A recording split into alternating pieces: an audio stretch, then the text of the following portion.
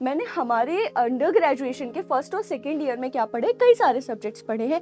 History भी पढ़ा है, इकोनॉमिक्स भी पढ़ा है, साइकोलॉजी भी पढ़ा है एंड पॉलिटिकल साइंस भी पढ़ा है, लैंग्वेजेस भी पढ़ी है। CUET UG भी होता है एंड CUET PG भी होता है। CUET UG जो है वो स्टूडेंट्स को बहुत ज़्यादा प्रॉब्लम रहती है इस बात को लेकर के कि सिलेबस क्या होने वाला है, क्या मैम नेगेटिव मार्किंग होती है नहीं होती है, किस तरीके का पेपर आता है, किस मोड में पेपर आता है, लैंग्वेज को लेकर के।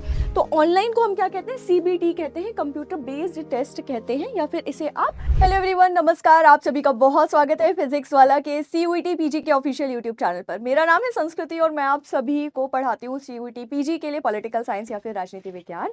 लेकिन आज का जो सेशन है वो इसलिए बहुत ज़्यादा खास है क्योंकि जो बार बार वर्ड में बोल रही हूँ ना CUET PG, इसमें अभी रिसेंटली कुछ एग्जाम पैटर्न में चेंजेस आए हैं एंड स्टूडेंट्स को बहुत ज़्यादा प्रॉब्लम रहती है इस बात को लेकर के कि सिलेबस क्या होने वाला है, क्या मैम नेगेटिव मार्किंग होती है नहीं होती है, किस तरीके का पेपर आता है, किस मोड में पेपर आता है, लैंग्वेज को लेकर के।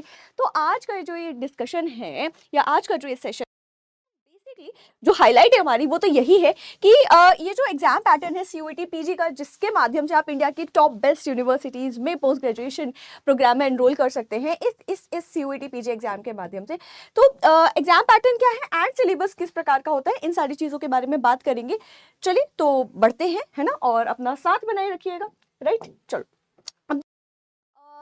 अचानक से किसी एक कंक्लूजन पे कूद जाना थोड़ा सा अजीब होता है। थोड़ा सा डिस्कशन कर लेंगे। CUET PG एग्जाम होता क्या है, इसलिए क्योंकि सिर्फ सिलेबस और एग्जाम पैटर्न जान लेने से बस फायदा नहीं होने वाला है, राइट। तो हम एक कंप्लीट होलिस्टिक सेशन होने वाला है। Will be discussing on all of these points कि स्टार्ट करेंगे CUET PG एग्जाम है क्या, फिर एग्जाम पैटर्न, मोड, हर चीज़ के बारे में बात करने वाले हैं। तो ओवरऑल CUET PG एग्जाम क्या होता है, आपको इसके बारे में कंप्लीट जानकारी इस सेशन से मिल जाने वाली है। तो देखिए CUET PG, सबसे पहली बात तो जिस एग्जाम को दे रहे हो आपको उसका फुल फॉर्म जरूर पता होना चाहिए, है ना। तो CUET PG, एक बात याद आ गई, अभी बताऊंगी थोड़ी देर से। CUET का फुल फॉर्म है कॉमन यूनिवर्सिटी एंट्रेंस टेस्ट, जो कि पोस्ट ग्रेजुएशन एग्जाम्स के लिए होता है। तो CUET UG भी होता है एंड CUET PG भी होता है। CUET UG जो है वो अंडर ग्रेजुएशन के लिए होता है, मतलब BSc BA इस तरीके के एग्जाम्स के लिए होता है, where as post graduation program के लिए अलग से common university entrance test CUET PG होता है। इसमें भारत की बहुत सारी यूनिवर्सिटीज इकट्ठा पार्टिसिपेट करती हैं। आपको एक एग्जाम देना है, आपके मार्क्स के अकॉर्डिंग, कट ऑफ के अकॉर्डिंग आपको यूनिवर्सिटी में एनरोल होने का चांस मिलता है, ठीक है। इस एग्जाम को कंडक्ट करवाने वाली जो एजेंसी है उसका नाम NTA है, नेशनल टेस्टिंग एजेंसी है। इस साल वैसे NTA अच्छी और बुरी दोनों बातों के लिए बहुत ज़्यादा वैसे न्यूज़ में रहा है। चलिए तो अब आ जाते हैं जो कि हाईलाइट है हमारे इस सेशन का कि एग्जाम पैटर्न कैसा होता है। तो देखो यार, ऐसा है कि CUET PG की अगर आप बात करो, ठीक है ना, क्योंकि ये जो सेशन है वो CUET PG का है। तो CUET PG के एग्जाम में आपसे केवल और केवल आपके डोमेन या फिर सब्जेक्ट रिलेटेड क्वेश्चंस ही पूछे जाते हैं। अब डोमेन या सब्जेक्ट रिलेटेड क्वेश्चंस का क्या मतलब है, मैं आपको एकदम आराम से यहाँ पे समझा देती हूँ। दो तीन चीज़ें ना जानकारी ले लीजिए, आपके लिए बहुत ज़्यादा मदद होगी यहाँ पे। देखो, सबसे पहले तो क्या होता है, आप UG करते हो, अंडर ग्रेजुएशन करते हो, है ना, अंडर ग्रेजुएशन करते हो। यहाँ पे दो प्रकार की डिग्री होती है। अगर आप BA BSc वगैरह की बात करो तो एक होती है आपका प्लेन BA जिसे कहा जाता है, प्लेन BSc कहा जाता है, ठीक है, और दूसरी होती है ऑनर्स डिग्री होती है ना, ठीक है। तो जैसे मेरा है, मेरा BHU से जो BA है वो ऑनर्स है, ओके, ठीक है। तो एक तो हो गई आपकी प्लेन ऐसे नॉर्मल कहा जाता है, या फिर उसके आगे ऑनर्स नहीं लगता है, ठीक है। और एक होती है कि आपकी ऑनर्स डिग्री होती है, राइट, ठीक है। इसके बाद अब यहाँ पे जब आप अंडर ग्रेजुएशन कर रहे हो तो कई सारे सब्जेक्ट्स पढ़ते हो, ओके। यहाँ पे क्या करते हो, आप अंडर ग्रेजुएशन में कई सारे सब्जेक्ट पढ़ते हो। जैसे मैं अपना एग्जाम्पल लेके बताती हूँ, आपको ज़्यादा समझ आए मे बी। तो BA ऑनर्स पॉलिटिकल साइंस था, ठीक है ना। तो जब क्योंकि मेरा BA ऑनर्स पॉलिटिकल साइंस था, मैंने हमारे अंडर ग्रेजुएशन के फर्स्ट और सेकेंड ईयर में क्या पढ़े, कई सारे सब्जेक्ट्स पढ़े हैं। हिस्ट्री भी पढ़ा है, इकोनॉमिक्स भी पढ़ा है, साइकोलॉजी भी पढ़ा है एंड पॉलिटिकल साइंस भी पढ़ा है, लैंग्वेजेस भी पढ़ी है। लेकिन थर्ड ईयर में जा करके मैंने सिर्फ अपना ऑनर्स का सब्जेक्ट पढ़ा है, ठीक है। अगर आप general BA under graduation program की बात करो, है ना, तो वहाँ पे आप तीनों साल जो जो सब्जेक्ट्स आप ऑप्ट करते हो वो आप सारे पढ़ते हो, ठीक है। इतना आ गया समझ, ओके। तो अच्छा, अब इसके बाद यहाँ पे सब्जेक्ट रिलेटेड इतना लंबा कथा कहानी सुनानी पड़ी। जब आप पोस्ट ग्रेजुएशन कर रहे हो डियर, तो क्या होता है, जब आप पोस्ट ग्रेजुएशन कर रहे हो आप किसी एक सब्जेक्ट से करोगे ना, ठीक है। जैसे बीए में मैंने हिस्ट्री भी पढ़ा, साइकोलॉजी भी पढ़ा, पॉल साइंस भी पढ़ा।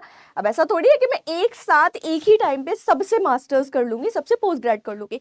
तो आप जिस भी सब्जेक्ट से पोस्ट ग्रेजुएशन करना चाहते हैं, इकोनॉमिक्स से करना चाहते हैं, आप एमएससी करना चाहते हैं, आप एमए करना चाहते हैं, आप जिस भी सब्जेक्ट से पोस्ट ग्रेड करना चाहते हैं, सपोज मुझे पॉलिटिकल साइंस से करना था, तो अब मेरे पॉल साइंस से रिलेटेड ही क्वेश्चंस आएंगे।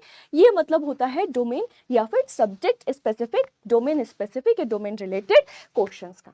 आगे समझ बात? ठीक है। तो आपको जिस सब्जेक्ट से मास्टर्स करना है, पोस्ट ग्रेड करना है, उससे रिलेटेड ही क्वेश्चन पूछे जाएंगे बस। ओके, ठीक है। तो ये आपका क्या है, एग्जाम पैटर्न है। अच्छा जी, अब मोड की बात कर लेते हैं, कंफ्यूजन होती है। तो देखो भाई, जो CUET PG का एग्जाम है, वैसे NTA अब कोशिश कर रहे हैं धीरे धीरे लगभग सभी एग्जाम्स को ऑनलाइन करवा रहे हैं, ठीक है ना। तो ऑनलाइन को हम क्या कहते हैं, CBT कहते हैं, कंप्यूटर बेस्ड टेस्ट कहते हैं, या फिर इसे आप सामान्य भाषा में, जनरल भाषा में ऑनलाइन भी कह सकते हैं, ठीक है ना। तो मोड जो है CUET PG का वो ऑनलाइन होने वाला है। आपको ऐसे कंप्यूटर स्क्रीन्स मिलेंगी एंड आपको यहाँ पे जा करके अपना एग्जाम देना होगा। अब नेक्स्ट क्वेश्चन आता है कि मैम क्वेश्चन आते किस प्रकार के हैं, क्या हमें वहाँ पे आंसर राइटिंग करनी होती है, टाइप करना होता है? नहीं जी, बिल्कुल ऐसा नहीं करना होता है। आपको कैसे क्वेश्चंस आते हैं, मल्टीपल चॉइस क्वेश्चन, या फिर जिसे आप MCQs कहते हो, वो आते हैं जिसमें से एक कोई करेक्ट आंसर होता है और आपको करेक्ट आंसर ही ढूंढ करके लगाना होता है। अच्छा, अब MCQ से रिलेटेड 2-3 क्वेश्चन आ जाते हैं। सबसे पहले तो कि मैम मार्किंग स्कीम क्या है और नंबर ऑफ क्वेश्चंस कितने हैं, ठीक है। तो यहाँ पे नंबर ऑफ क्वेश्चन भी लगा रखा होगा मैंने। हाँ जी, देखो, हर पेपर में आपके 75 क्वेश्चंस आएंगे। आप किसी भी सब्जेक्ट से, आपका कोई भी डोमेन स्पेसिफिक जो भी सब्जेक्ट है उससे रिलेटेड क्वेश्चन होंगे, आपसे 75 क्वेश्चंस पूछे जाएंगे। MCQ टाइप क्वेश्चंस होंगे। हर क्वेश्चन के लिए आपको, करेक्ट क्वेश्चन के लिए 4 नंबर मिलेंगे, ठीक है ना। कितने मिलेंगे?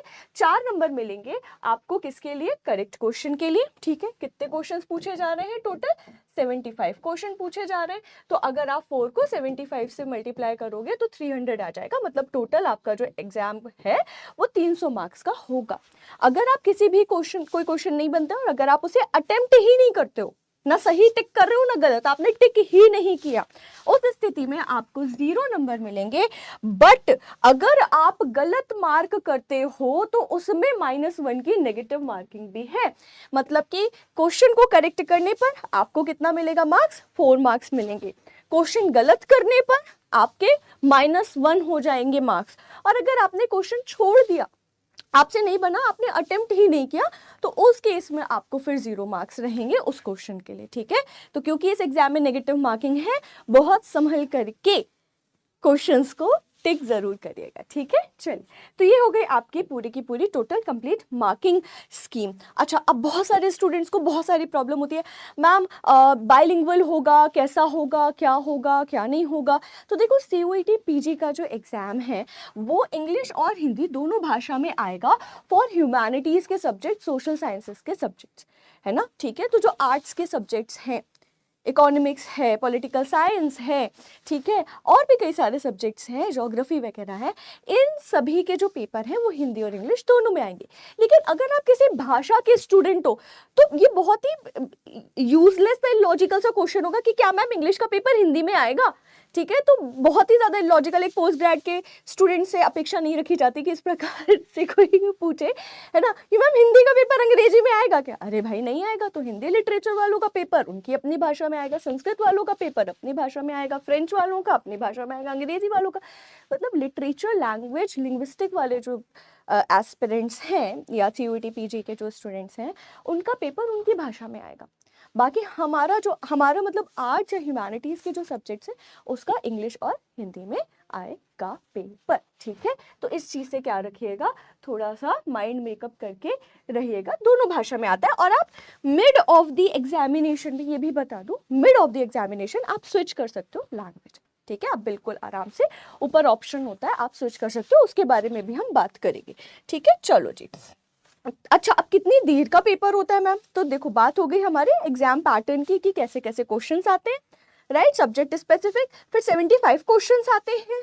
मार्किंग स्कीम में करेक्ट आंसर के लिए 4 नंबर, अनअटेम्प्टेड के लिए 0 नंबर और गलत के लिए -1 है, ठीक है। तो टोटल 300 नंबर का पेपर है। टाइम कितना मिल रहा है ये बहुत इंपॉर्टेंट है क्योंकि ये रीसेंट चेंज है, ठीक है ना, ये रिसेंटली अभी क्या किया गया है, रिसेंटली चेंज किया गया है।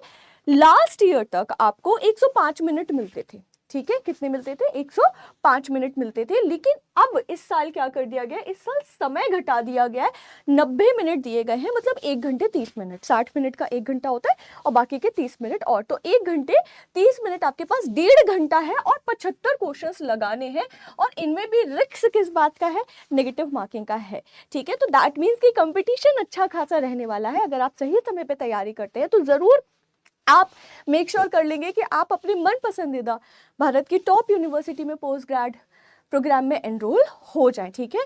तो अभी जो समय है ना, इतना 3 महीने का लगभग समय, ये बहुत कम समय नहीं है लेकिन बहुत ज़्यादा भी नहीं है, तो आप यहाँ पे वेस्ट नहीं कर सकते समय, लेकिन यूटिलाइज करके एडमिशन ज़रूर ले सकते हो बड़ी अच्छी अच्छी यूनिवर्सिटीज़ में, ठीक है।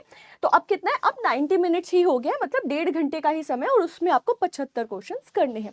सिलेबस और सब्जेक्ट कोड की जब बात आती है तो देखो, एक बहुत अच्छी वेबसाइट का नाम ही मैंने डायरेक्टली लिख दिया, गवर्नमेंट की वेबसाइट है pgcuet.summer.ac.in, ठीक है। इस वेबसाइट पर चले जाना और आपको complete syllabus and subject code वहां पर दिख जाने वाला है, ठीक है ना। आपको वहां पे क्या हो जाने वाला है, पूरा का पूरा कंप्लीट सिलेबस और सारी चीजें दिख जाने वाली है। मैं आपको यहाँ बोर्ड पे क्या करती हूँ, आपको ओपन करके दिखा देती हूँ। आप डायरेक्टली CUET PG और फिर समर्थ, ठीक है ना, इस तरीके से आप क्या करना, आप इस तरीके से टाइप कर लेना, आपको डायरेक्टली ये देखो ये वाली वेबसाइट है, इस पे कर लेना आप क्लिक, ओके, ठीक है। आपको स्टार्टिंग में यहाँ पे दिख जाएगा सिलेबस। अब देखो, आप जिस भी कोर्स के लिए एनरोल करना चाहते हो उसके नाम लिखे हैं, उसके कोड लिख रखे हैं यहाँ पर, ठीक है। और आप जैसे ही क्या करोगे, जैसे ही आप व्यू या डाउनलोड PDF पे क्लिक करोगे तो आपका PDF खुल जाएगा और पूरा का पूरा जो सिलेबस है वो क्या हो जाएगा, डाउनलोड हो जाने वाला है, ठीक है।